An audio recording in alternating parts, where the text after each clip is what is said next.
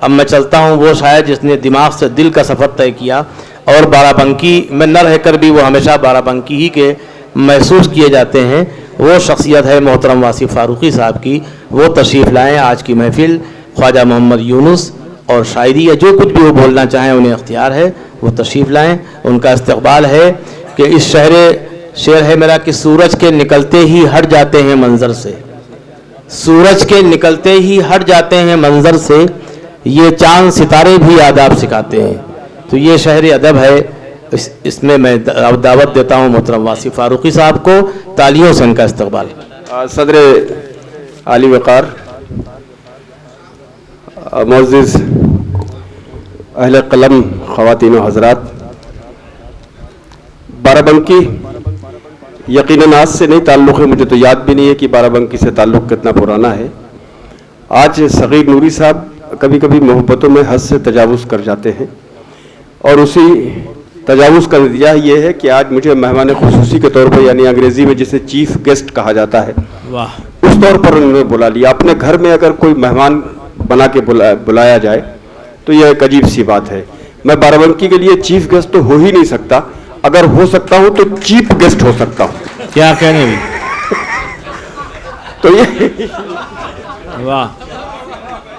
تو یہ چیف کی سپیلنگ میرا خیال ہے کو ٹھیک سے نہیں معلوم تھی، اس لیے غلط لکھ دیا انہوں نے۔ میں چیف پر سستا تھا۔ یہ تعمیر فاؤنڈیشن کی جانب سے یہ اہتمام بہت حسین۔ بات کہاں سے شروع کروں اور کہاں تک سلسلہ دراز ہو؟ میں چاہتا ہوں کہ آپ جن حضرات کی شاعری سننے کے لیے تشریف لائے ہیں وہاں تک بہت جلد ہم سب کی رسائی ہونی چاہیے، لیکن خواجہ یونس صاحب جیسی شخصیت کے لیے اگر خراج عقیدت نہ پیش کیا جائے تو یہ میری اپنی محرومی ہوگی۔ ڈاکٹر راحت اندوری کے 4 مصرے مجھے بے ساختہ یاد آئے اس وقت کہ یہ الگ بات کہ خاموش کھڑے رہتے ہیں، یہ الگ بات کہ خاموش کھڑے رہتے ہیں، ورنہ جو لوگ بڑے ہیں وہ بڑے رہتے ہیں۔ یہ الگ بات کہ خاموش کھڑے رہتے ہیں، ورنہ جو لوگ بڑے ہیں وہ بڑے رہتے ہیں۔ اور ایسے درویشوں سے ملتا ہے ہمارا شجرہ جن کی ٹھوکر میں کئی تاج پڑے رہتے ہیں۔ یہ خواجہ یونس صاحب جیسی شخصیتوں کے لیے ہی یہ 4 مصرے مناسب ہیں۔ میں خواجہ صاحب سے جب سے واقف تھا، میں نے اتنا منکسر المزاج، اتنا بڑا آدمی دیکھا ہی نہیں۔ جو انکسار تھا ان کے مزاج کا، ان کے مزاج میں غصہ بھی تھا، اور جب غصہ ہوتا تھا ان کے ظاہر ہوتا تھا تو وہ بھی یقیناً آسانی سے برداشت کیا جانے والا نہیں ہوتا تھا، نہ وہ خود برداشت کر پاتے تھے اور نہ جس پہ غصہ ہوتے تھے اس کے لیے آسان ہوتا تھا۔ یہ خوبی تھی ان کی، لیکن محبت انہوں نے جتنی کی اس کے مقابلے میں غصہ میرا خیال ہے ان کا نہ ہونے کے برابر تھا۔ کبھی اتفاق سے کوئی غصے کی بات ان کے ذہن میں آتی ہو۔ ایک ہمہ جہت شخصیت، ایک ملٹی ڈائمینشنل پرسنالٹی کے طور پر تعلیم کو سوچ کر تعلیمی اداروں کا قائم کرنا ایک ایسا جاریہ عمل ہے جو رہتی دنیا تک قائم رہے گا۔ جب تک تعلیمی سلسلہ ہے خواجہ یونس صاحب کا نام مٹنے والا نہیں ہے۔ یہ بہت بڑی بات ہے، بہت بڑی علامت ہے کہ موت اس کی ہے کرے جس کا زمانہ افسوس، ورنہ دنیا میں سبھی آئے ہیں مرنے کے لیے۔ ہم جس گزرے ہوئے شخص کو، میں تو 4 مصرے میرے بہت پرانے ہیں، اکثر و بیشتر میں نے پڑھے بھی ہیں مرحومین کے لیے، اس میں یہی ہے صاحب کہ حیات و موت کی اس کشمکش کا عجب مفہوم لکھنا پڑ رہا ہے۔ حیات و موت کی اس کشمکش کا عجب مفہوم لکھنا پڑ رہا ہے، جو زندہ ہے ہمارے ذہن و دل میں اسے مرحوم لکھنا پڑ رہا ہے۔ تو یہ ایک المیہ ہے زندگی میں۔ زندگی جو شخص پیدا ہوتا ہے اس کا دنیا سے رخصت ہونا ضروری ہے، لازمی ہے، اور یہ موت ایسا برحق عمل ہے جس سے کسی طرح کا کوئی مفر نہیں کسی کو حاصل ہے۔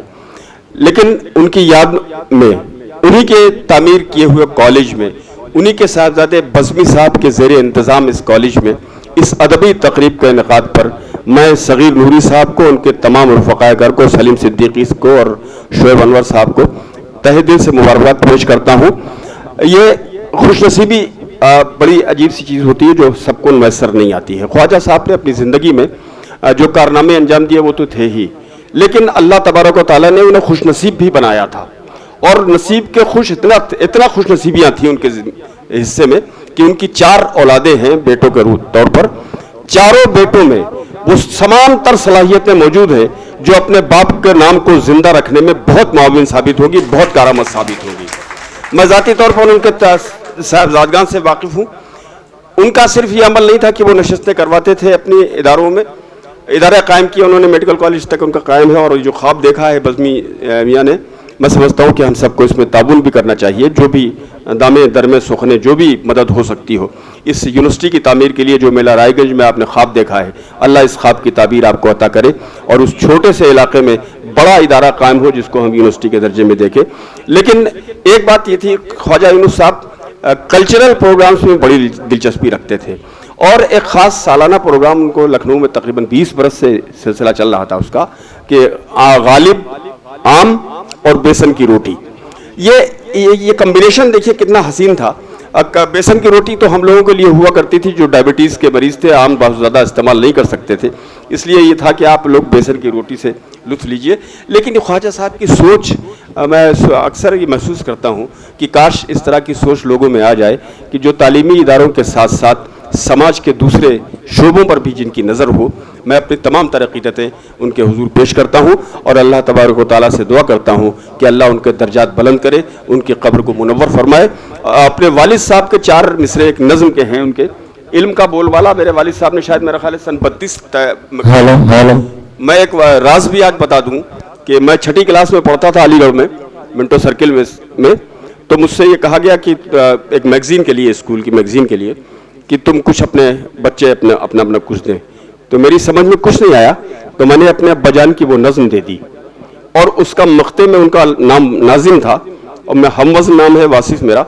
मैंने उसके मख्ते में उस ज़माने में एक ये चीटिंग की थी 6ठी क्लास में, कि उनका मख्ता हटाकर मैंने अपना नाम वहाँ रख दिया था, और वो नज़म सबसे पहले पेज पर शाये की गई थी, और प्रिंसिपल साहब ने उस ज़माने में मुझे 100 रुपये का उस पर इनाम पेश किया था। ये उस ज़माने की बात है जब 100 रुपये आसानी से किसी को नसीब नहीं हुआ करते थे।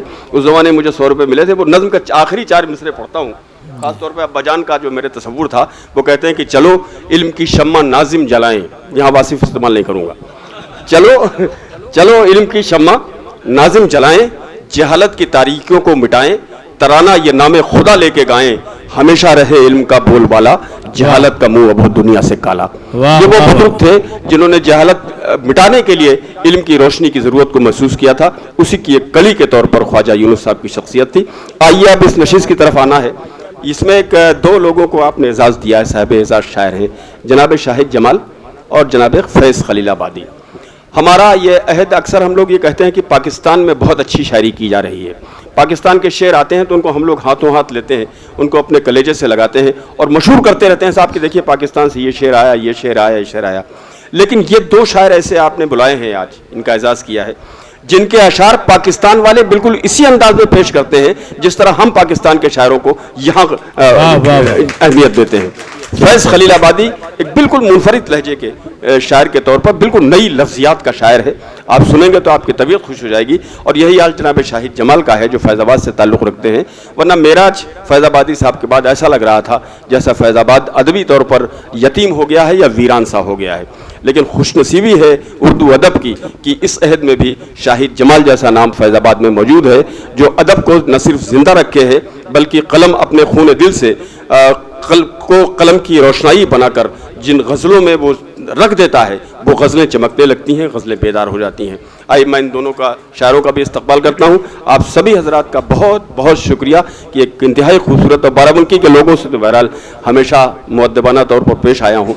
मुझे मालूम है कि बाराबंकी का हर ज़र्रा आफ्ताब है, चाहे वो सफ़े ज़मीन में बैठा है या शायरी के हवाले से। अब सलीम सिद्दीकी यहाँ से लेकर नाइजीरिया तक जब अदब की नुमाइंदगी करते हैं या अपने अमल के साथ साथ अदबी नुमाइंदगी, इतनी शायरी इन्होंने नाइजीरिया में रह के कर ली है कि उससे भी एक अलग मजमुआ तैयार हो सकता है। वो यहाँ मौजूद है। जनाब शोएब अनवर जैसा लाजवाब शायर आपके दयार का है। जितने भी ज़र्रात हैं यहाँ के बाराबंकी के, वो सब लायक इज़्ज़त एहतराम है। मैं अपनी अक़ीदतों का सलाम पेश करते हुए आप हज़रात का शुक्रिया अदा करता हूँ। बहुत उम्दा मोहतरम वासिफ़ फ़ारूक़ी साहब, एक एक लफ्ज़ आपका ऐसा था कि वो ज़र्री हुरूफ से लिखा जाए, आब ज़र से लिखा जाए। इसीलिए आपकी ज़रूरत लखनऊ में तो रहती है लेकिन बाराबंकी में और ज़रा महसूस की जाती है। آپ نے وہ کام بھی کر دیا جو ناظم کو کرنا تھا، یعنی مجھے کرنا تھا. اس لیے ہمیشہ نائب ناظم کے اوپر کوئی بڑا ناظم یعنی واصف فاروقی جیسوں کو بھی ہونا چاہیے. تو اب مجھے وہ کچھ نہیں کہنا ہے جو جناب واصف فاروقی صاحب نے بارہ بنکی، اہل بارہ بنکی اور اسٹیج کے حوالے سے کہہ دیا. اب مجھے صرف شاعروں کو پیش کرنا ہے. شعراء کرام کی جو فہرست مجھے سونپی گئی ہے وہ نام میں ایک بار پڑھ دوں. صدر ذی وقار اسٹیج پہ تشریف رکھتے ہیں، پڑھتے نہیں لیکن نام تم کو لینا ہے نا، کہ محمد جلیل خان یاور وارسی صاحب، جن کی صدارت میں نے جلیل، اچھا ٹھیک ہے، لیکن یہ یار ہی سے تو مجھے یہ لگا کہ تخلص ہے. محمد جلیل یار خان وارسی، بہرحال ان کی صدارت میں ہم لوگوں کو مشاعرہ پڑھنا ہے شروع تا آخر. محترم واصف فاروقی صاحب جی، میں اسی سلسلے سے آپ کا خادم ہوں جی. نفیس نظامی نفیس نظامی یار منیش شکلا صاحب بھی تشریف نہیں لائے ہیں. جب وہ آئیں گے ان کا استقبال کیا جائے گا. رضوان فاروقی آپ کے سامنے موجود ہے. سید مہتاب حیدر صفی پوری صاحب، عائشہ ایوب صاحبہ، شہباز طالب جن کا بھی استقبال ہوا اسٹیج پہ. ڈاکٹر ایاز صاحب بہت اچھی شاعری کرتے ہیں. روبینہ ایاز صاحبہ، ہرشت مصرا، سلمان خیال صاحب اور دیگر شعراء. باقی شعراء کرام جن کا تعلق بارہ بنکی سے ہے ان میں جناب سلیم صدیقی صاحب، یہ بارہ بنکی کے ہو کے بھی نائجیریا تک ان کی کمند ہے، اور ان کی شاعری کو بھی ہم اسی طرح دیکھتے ہیں جس طرح بھی جناب واصف فاروقی صاحب نے دو شعراء کرام کے بارے میں بتایا کہ پاکستان والے ان کو ویسے ہی پڑھتے ہیں جس طرح پاکستان والوں کو ہم لوگ یہاں. میرے خیال سلیم صدیقی صاحب بھی اس میں شمار کیے جا سکتے ہیں.